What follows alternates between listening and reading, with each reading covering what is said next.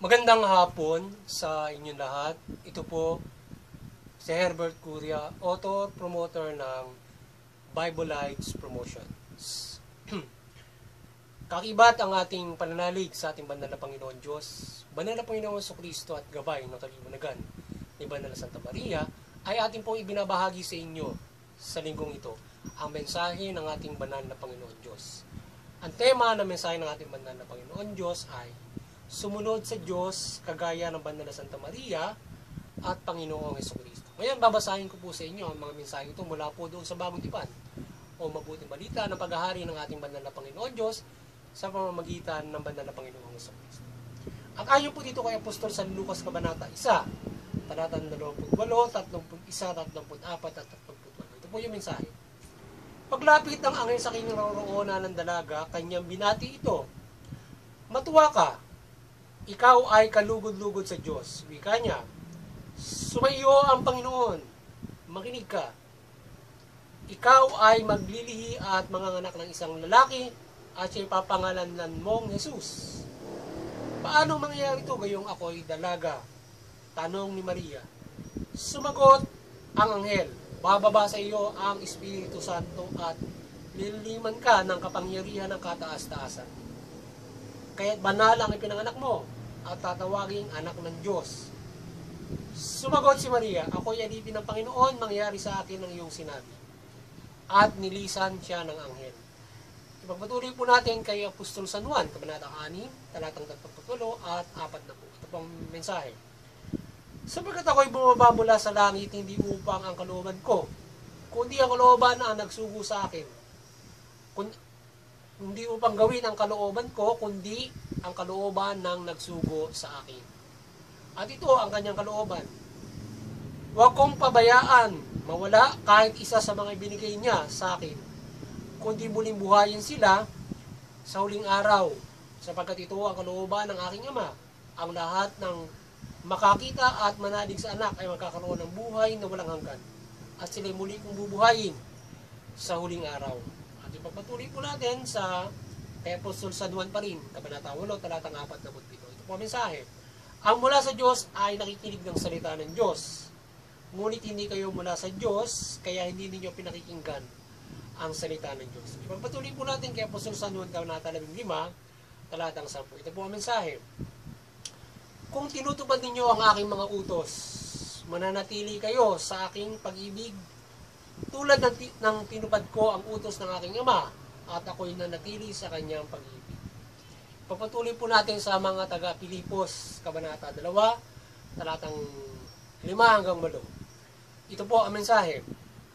Magpakababa kayo tulad ni Kristo, na bagamat siya ay Diyos, hindi nagpilit na manatiling kapantay ng Diyos. Bagkus sinubad niya ang lahat ng katangian ng pagka-Diyos, nagkatawang tao at umuhay bilang isang alipin. Nang naging tao, siya ay nagpakababa at naging masunurin hanggang kamatayan. Oo, hanggang kamatayan sa krus. At ipagpatuloy po natin sa mga taga-Hebreo, Kabanata 5, talatang 8 hanggang 9. Ito po ang mensahe. Bagamat siya ay anak ng Diyos, natutuhan niya ang tunay na kahulugan ng pagsunod sa pamamagitan ng pagtitiis. At ang maganap na niya ito, siya ay naging walang hanggang tagapagligtas ng lahat ng sumusunod sa kanya. Ipagpatuloy po natin sa 1 Pedro Kabanata 2, talatang 21. Ito po yung mensahe. Ang pagtitiis ng hirap ay bahagi ng pagkahirang sa inyo ng Diyos, sapagkat nang si Kristo ay magtiis para sa inyo, binigyan niya kayo ng halimbawang dapat tularan.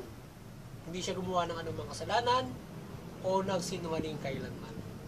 Ito po ang mensahe at salita ng ating banal na Panginoon Diyos sa linggong ito, at maraming salamat sa kanyang mensahe at salita. At ngayon ay paliliwanag ko po sa inyo itong mga mensahe ito ng ating banal na Panginoon Diyos mula doon sa tema na sumunod sa Diyos kagaya ng Banal na Santa Maria at Panginoong Jesucristo.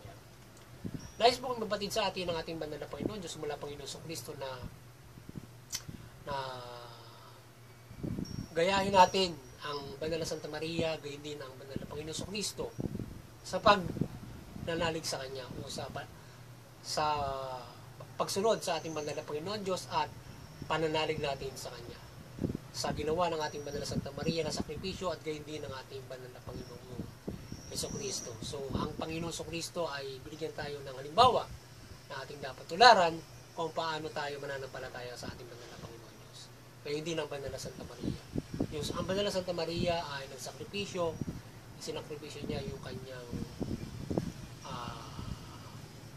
pagpapamilya na siya ay sinakripisyo na siya ay maging dalahin niya ang supling ng ating banal na Panginoon Diyos o ang Panginoon Jesucristo para sa pagpapatawad sa sangkatauhan. So, napalaking sakripisyo na ginawa niya ito at sundin ang kalooban ng ating banal na Panginoon. Hindi niya tinanggihan yung ating banal na Panginoon Diyos kahit na ito ay imposible. So, pinaniwalaan niya at na mangyari yung sinabi sa kanya nung angel. At nangyari nga ito at para sa ating kaligtasan. Kaya hindi naman ang Panginoon Jesucristo ay ganoon din na siya ay bilang buktong na anak ng Panginoon Diyos, siya ay sumunod sa kalooban ng Diyos na siya ay bumaba upang magtubusin ang mga tao sa pagkakasala. Siya ay magpakahirap, magpakasakit at siya ay ating agabayan ng sangkatauhan para sa kaligtasan espiritual o pagpapatawa sa kasalanan hanggang doon sa kamatayan. So pinakita niya na yung pagtitiis, yung kung paano niya tiniis yung hirap bilang isang alipin, bilang isang tao na tayo ay nasasaktan, tayo ay vulnerable. So tinis niyang lahat yan sa pagsunod niya sa ating banal na Panginoon. Bagamat siya nga ay sinasabi na Diyos, so kanya nagpakababa siya. So bilang kabantay ng Diyos, siya ay nagpakababa at ipinakita niya yung pagtupad niya sa kalooban ng ating banal na Panginoon. Na ang Diyos ay kinala niya bilang ama pa rin at siya ay nagpakababa. So pinakita niya yung sakripisyo na bilang isang tao, bilang pagkakatawang tao. At hanggang sa kamatayan ay siya ay nanampalataya bilang itinaga bilang isang tao at hindi niya kinlaim yung kanyang pagiging Diyos na siya ay hindi dapat magdusa at hindi dapat siya masaktan. Pero pinili niya yung mga bagay na yan upang matupad yung kalooban ng Diyos para sa kapatawaran ng sangkatauhan. So, kaya ganun kalaki yung sakripisyo na pinakita natin po yun. So, isa na dapat natin tularan. Sa ating pananampalataya, pamumuhay na ito na sa pamumuhay na ito na tayo ay nakararanas ng kamatayan, nakararanas tayo ng sakit, kabighatian, at iba't ibang mga vulnerability na nararanasan ng isang tao. So ito ay naranasan at nakita natin sa ating banal na Panginoon Jesucristo kung paano siya pinahirapan ng kanyang pangaralan o ng kanyang tuparin ng kalooban ng Diyos, ng Panginoon Diyos Ama na pangaralan ng ang mga tao at para sa kahabagan at papatawad ng ating banal. Nagabayan ito para sa kaligtasan ng espiritual. Pero anong nangyari? Siya nga ay pinahirapan hanggang siya ay patayin. So siya pinatay sa krus ng mga tao at pinakita niya na kahit siya ay sa ganung kalagayan siya ay patuloy pa rin nananampalataya. Na yung mga yung ating tayo ay mababang loob at tayo ay maglilingkod sa Diyos para sa nakararami. So ganun natin dapat sinusunod yung ating banal na parang ka nagtrabaho sa gobyerno na ikaw ay naglilingkod ka doon sa Asamblea ng Pilipino. Ibigay mo yung buhay mo para doon sa pagsiservisyo mo sa lipunan ng Pilipino. So ang Panginoon Diyos, Panginoon Jesucristo, gano'n ang ginawa niya, siya ay naglingkod at hindi siya ang pinaglingkuran. Bilang Diyos, kundi siya ay nagpakababa, pinaglingkuran niya yung mga tao para ito ay maakay sa kaligtasan. So ganoon na at ibinigay niya yung kanyang sarili para sa kaligtasan ng kanyang ama. So ganun tayo dapat gagayahin natin yung kanyang ehemplo o yung aral ng mabuti balita kung paano tayo mamumuhay para sa kapwa at para sa kaligtasan at pananampalataya natin sa Panginoon Diyos. Yan.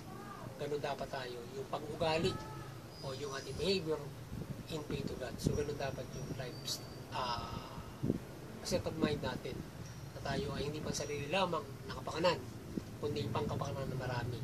So kung ganun tayo lahat mag-iisip, tayo ay makapamumuhay na mabuti. tayo ay concerned to everybody else.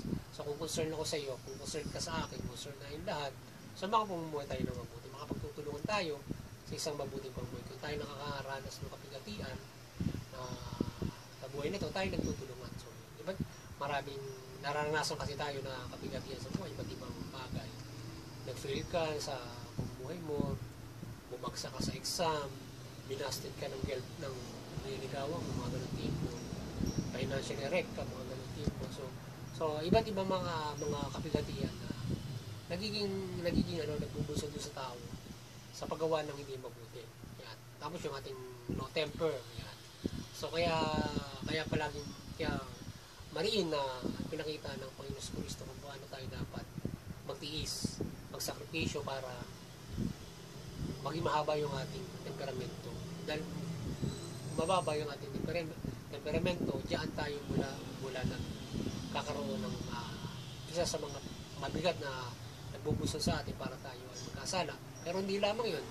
Low temperament, tayo ay naging mainggitin, tayo ay naging mga makalaman, tayo mga material. So napakarami ngayon ay ginabayan tayo ng banal na Panginoon Kristo sa mabuting balita para tayo ay maharap natin yung everything na magbubunsod sa atin ng pagkakasala o kasamaan. So kaya tayo ay tinuturuan niya unang-una na tayo ay matuto mag-is na parang dinadalisay na ginto. So ganoon tayo dapat na mamumuhay. So maging matibay tayo. Dahil sa kung tayo ay maging mahina, tayo ay patuloy na magkakasala. Hindi natin maiiwasan ang pagkakasala kung tayo mahina, halimbawa sexualidad. So lagi ka nakakita ka lang ng legs, syempre gumana na yung hearts, di ba? So yun, kaya dapat ay maging malakas o strong ka doon sa halimbawa sexuality, or ikaw ay pag nasabihan ka na hindi maganda, medyo tempered ka. Kung ikaw naman ay nakararanas na ikaw ay nag-fail sa buhay, so kaya mo bumangon muli. Hindi ka na nade-depress, hindi ka gagawa ng anumang masama. Mga ganun mga bagay na ating nararanasan na itinuro ng Panginoon Kristo kung paano tayo magtitiis at makapamumuhay tayo facing that kind of suffering and hardship sa pamumuhay na ito, sapagkat di naman lahat ay naniniwala sa Diyos. At ngayon, kahit man tayong lahat ay sama-samang nananampalataya, so meron pa rin tayo mga pansariling na hindi nga natin nararating. So yun nag-ano sa atin, mga emotions na hindi mabuti, kaya nga tayo tinuturuan ng Panginoon Diyos para dyan. So yun. So kung gagayan natin hindi tayo gagawa ng pagkakasala, tayo ay mayroong sakripisyo para sa Panginoon Diyos. Yan. At tayo ay sinabi nga ng Panginoon Kristo, what we have to sacrifice for God is tayo ay maging buhay na hain sa ating banal na Panginoon Diyos na nagmamahal sa Kanya at nagmamahal sa ating kapwa. At tayo ay gumagawa ng matuwid. So, maging buhay na ayon tayo bilang paggawa ng matuwid. At yung pagsunod natin at bilang pagsunod sa kalooban ng Diyos na gumagawa tayo ng matuwid. So, yung paggawa natin ng matuwid, yan ay pagmamahal natin sa ating banal na Panginoon. So, yun. At tayo dapat ay patuloy na manatili sa pag-ibig ng ating banal na Panginoon Diyos para tayo makasunod sa Kanyang kalooban. At tayo as siya mananatili rin sa pag-ibig natin mula sa Panginoong Hesus Kristo. So, yun. Kaya tayo ay mamuhay ayon sa mabuting balita. At example na nga dyan kung paano tayo mamuhay ang Panginoon Hesus Kristo at ang banal na Santa Maria kung paano nila sinunod ng ating banal na Panginoon. Hindi lamang ang banal na Panginoon Hesus Kristo, ang banal na Santa Maria, lahat ng mga itinalaga ng Panginoon Hesus Kristo ay mabigat ang pinagdaanan. Maging mga apostol na mabigat na ngayon ang pinagdaraanan para masunod yung kalooban ng Diyos.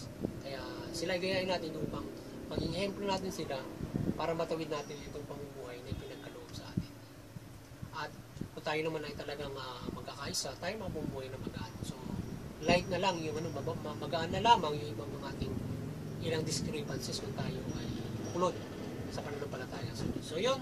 Muli, sana kayo nagabayan naman ang Bible Promotions sa inyong spiritual na pumuhay at kinagabayan sa kaligtasang spiritual. So, yun. At sana ay tayo patuloy na gabayan ng banal na Santa Maria ng kanyang kaliwanagan at tayo ay maliwanagan sa ating pamumuhay na ito. at at sa ating pagtalima ng mabuting balita tayo magkaroon ng kaligtasang spiritual. So yun. At doon sa interpret-unity, patuloy tayong magabayan, maliwanagan ni Santa Maria, magkaisa tayo at mag-unawa tayo ng mga reliyon. Nagaya tayo ng magkakaisa sa lahat at kapayapaan, pagtutulungan. Doon naman sa CBCP and Vatican Church, patuloy kayong pagliwanagan ni Banal Santa Maria at pagkukulorina sa katauhan sa pananampalataya sa Panginoon Diyos mula Panginoon Jesucristo, mabuting balita. At sa ating munting kakayanan, sa ating pagbabahagi ng salita ng Diyos ay patuloy nating bumuklod yung tayong patuloy na gabayan ng Banal Santa Maria at patuloy nating pagbukulorin ng sangkatauhan sa pananampalataya sa Panginoon Diyos mula Panginoon Jesucristo ang mabuting balita na ating binabahagi sa gabayan ng Banal Santa Maria. At sa mga kapamala, maniwanagan kayo, mamahala kayo ng matuwid, mabuti, at tugunin niyo yung karapatan ng bawat isa. Magandang hapon sa inyo lahat. At happy Immaculate Feast of Immaculate Conception sa lahat, sa mga naniniwalang Kristiyano at mga pananampalataya sa Diyos at naniniwala sa pagtalaga ng Immaculate Conception. Yan. Magandang hapon sa inyo lahat at God bless you.